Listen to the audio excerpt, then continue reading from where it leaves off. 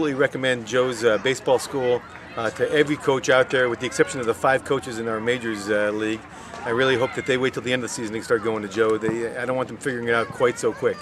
We've had a good fortune of a number of kids on our team have already gone to Joe before I started working with them, and now most of the kids on the team spent some time with Joe, both pitching, hitting, and fielding.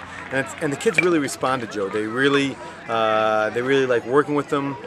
He looks them in the eye and he talks to them, and it's really they like it, we like it, and it's just all about positives. And then to move on to the All-Star team.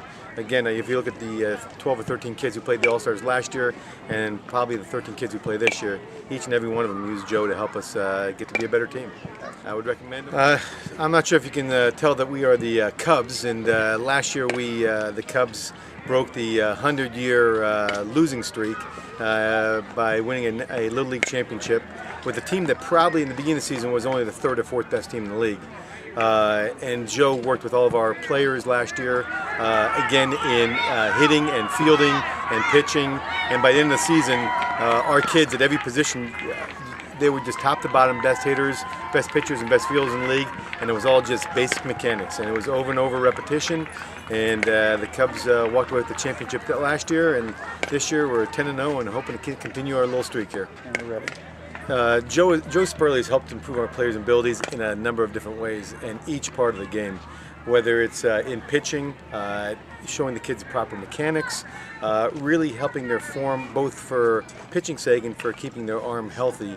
Long term, all of our top pitchers, all of our pitchers actually go to Joe to help learn the right technique. And over a 20-game season, not only do we have the best pitchers, but at the end of the season, our pitchers' arms are still very healthy and ready to go on. So it's definitely been a big help for pitching.